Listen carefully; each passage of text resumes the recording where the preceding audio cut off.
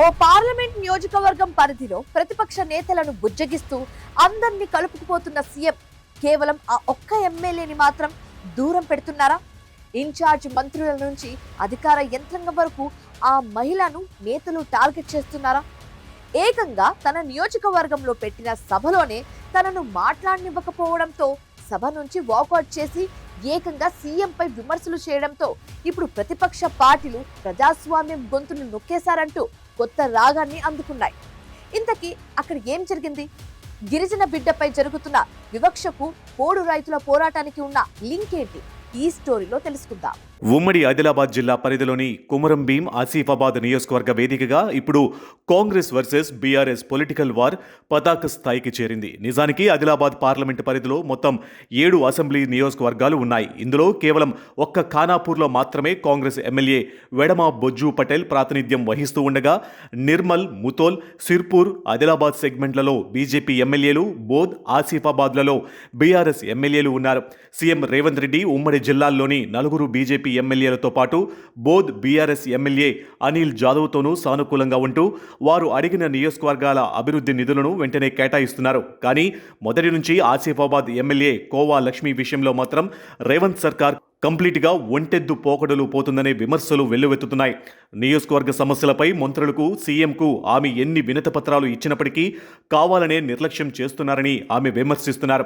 ఈ క్రమంలోనే ఆసిఫాబాద్లో నిర్వహించిన అఫీషియల్ ప్రజాపాలనల సభలో ప్రోటోకాల్ను కంప్లీట్గా తుంగలో తొక్కి లోకల్ ఎమ్మెల్యే అయిన కోవా లక్ష్మికి కనీసం మాట్లాడే అవకాశం కూడా ఇవ్వకుండా మైక్ కట్ చేయడం తీవ్ర కలకలం రేపింది. తన సొంత గడ్డపై తన ప్రజల ముందే అధికార పక్షం చేసిన ఈ ఘోర అవమానాన్ని కోవా లక్ష్మి ఏమాత్రం సహించలేకపోయారు. కక్ష సాధింపు ధోరణికి నిరసనగా ఆమె సభావేదిక నుండి తలవంచుకోకుండా సింహంలా వాకౌట్ చేసి రోడ్డుపైకి వచ్చారు. ఆ వెంటనే రేవంత్ రెడ్డి సర్కార్ ప్రజాపాలనపై ఆమె చేసిన ఘాటు విమర్శలు రాష్ట్ర వ్యాప్తంగా హాట్ టాపిక్గా మారాయి. ప్రజా సమస్యలను ప్రభుత్వం దృష్టికి తీసుకువెళ్లకుండా అడ్డుకోవడమే కాంగ్రెస్ మార్క్ ప్రజాపాలన అని ఆమె ప్రశ్నించారు.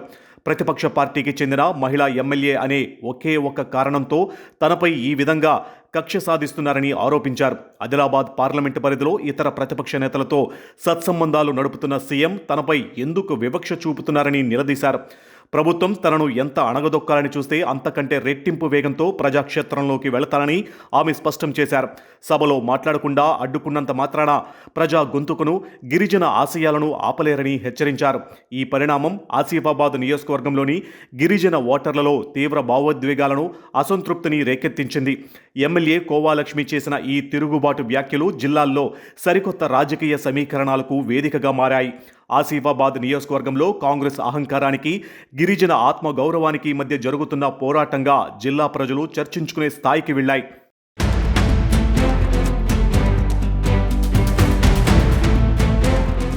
అసలు కోవాలక్ష్మిపై కాంగ్రెస్ పెద్దలకు ఇంతటి కసి, వ్యతిరేకత రావడానికి మెయిన్ రీజన్ ఆమె నిరంతరం పోడు భూముల రైతుల పక్షాన నిలబడి కోట్లాడటమేనని జిల్లా వర్గాలలో గట్టి చర్చ నడుస్తుంది.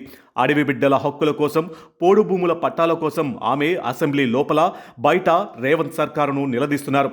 గిరిజనుల సాగు భూములను ఫారెస్ట్ అధికారులు లాక్కోవాలని చూస్తే ఏ ప్రభుత్వ ప్రయత్నాన్నైనా ఆమె తీవ్రంగా ప్రతిఘటిస్తూ వస్తున్నారు. ఈ ప్రజా పోరాటాన్ని తట్టుకోలేకనే రేవంత్ సర్కార్ ఆమెపై రాజకీయ కక్ష సాధింపు చర్యలకు దిగుతుందని విశ్లేషకులు భావిస్తున్నారు. కోవా లక్ష్మి చేస్తున్నది కేవలం రాజకీయ స్వార్థం కోసమా, లేక నిజమైన ప్రజా పోరాటమా అనే ప్రశ్నలకు కాలమే సమాధానం చెప్పాలి. కానీ గూడాల ప్రజలు మాత్రం ఆమెను తమ హక్కుల కోసం పోరాడే గిరిజన పులిగా చూస్తున్నారు అనడంలో ఎలాంటి సందేహం లేదు.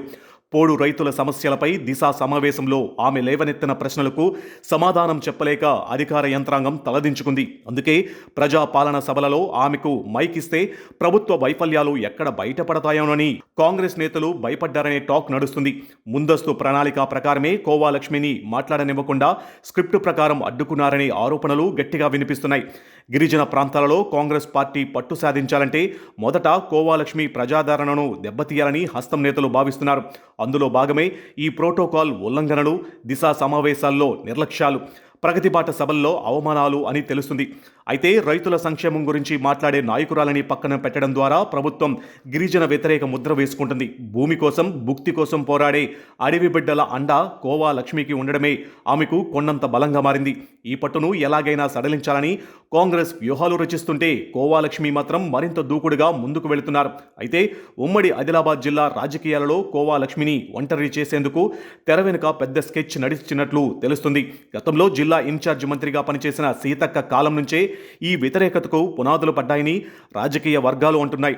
అసెంబ్లీ ఎన్నికల తర్వాత కోవా లక్ష్మిని కాంగ్రెస్ పార్టీలోకి ఆహ్వానించారని, ఆమె తిరస్కరించినట్లు కూడా వార్తలు వచ్చాయి. దీనితోనే కోవా లక్ష్మిని టార్గెట్ చేశారనే ఆరోపణలు బీఆర్ఎస్ పార్టీ నేతలు చేస్తున్నారు. మరోవైపు గిరిజన కోటాలో సీతక్క వర్సెస్ కోవా లక్ష్మి మధ్య ఉన్న పాత రాజకీయ విభేదాలు కూడా దీనికి ఆజ్యం పోశాయి.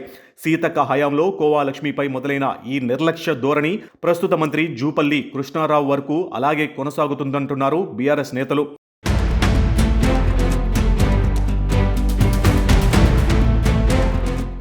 ఇక ఉమ్మడి జిల్లా ఇన్ఛార్జ్ మంత్రులు మారినా కోవా లక్ష్మి పట్ల అధికార పక్షం చూపిస్తున్న వివక్ష, వ్యతిరేకత మాత్రం అంగుళం కూడా మారలేదు.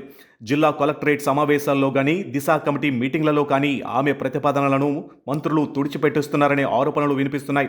ఆసిఫాబాద్ నియోజకవర్గంలో ప్రభుత్వ నిధులను మళ్లించడం, స్థానిక సంస్థల్లో ఆమెకు ప్రాధాన్యత తగ్గించడం వంటివి చేస్తున్నారు. ఒక మహిళ గిరిజన నాయకురాలిపై ఇంత వ్యతిరేకత చూపడం వెనుక అధిష్టానం పెద్దల హస్తం ఉందా? ఆదిలాబాద్ పార్లమెంటులో గెలిపే లక్ష్యంగా ప్రతిపక్షాలను కలుపుకుపోతున్న సీఎం కోవా లక్ష్మి విషయంలో ఎందుకు మౌనం వహిస్తున్నారు? మంత్రులు చేస్తున్న ఈ రాజకీయ దాడులను ముఖ్యమంత్రి రేవంత్ రెడ్డి వెనుకుండి నడిపిస్తున్నారా అనే అనుమానాలు వ్యక్తమవుతున్నాయి. ఈ వ్యతిరేకత కేవలం కోవా లక్ష్మి వ్యక్తిగతంపై కాదు, ఆసిఫాబాద్ నియోజకవర్గ సమగ్ర అభివృద్ధిపై పడుతుందని ప్రజలు వాపోతున్నారు. అధికార బలంతో మంత్రులు వేస్తున్న ప్లాన్లు కోవా లక్ష్మికి ఉన్న గిరిజన ఓటు బ్యాంకును ఏమాత్రం కదిలించలేవంటున్నారు. మంత్రుల వ్యతిరేకతను కోవా లక్ష్మి ఒక ఆయుధంగా మలుచుకుని కాంగ్రెస్ ప్రజా వ్యతిరేక విధానాలను ఎండగడుతూ మైలేజ్ సాధిస్తున్నారు. ప్రజాపాలన సభలో రేగిన ఈ చిచ్చు సీఎం రేవంత్ రెడ్డిపై కోవా లక్ష్మి చేసిన ఘాటు విమర్శలు అంత సులువుగా ముగిసేలా లేవు. తల వంచి అవమానాలు భరించడం కంటే ప్రజాక్షేత్రంలో తేల్చుకోవడమే మేలని ఆమె తీసుకున్న నిర్ణయం ఆసిఫాబాద్లోనే కాదు, ఉమ్మడి ఆదిలాబాద్ రాజకీయాలలో సరికొత్త ప్రకంపనలు సృష్టిస్తుంది.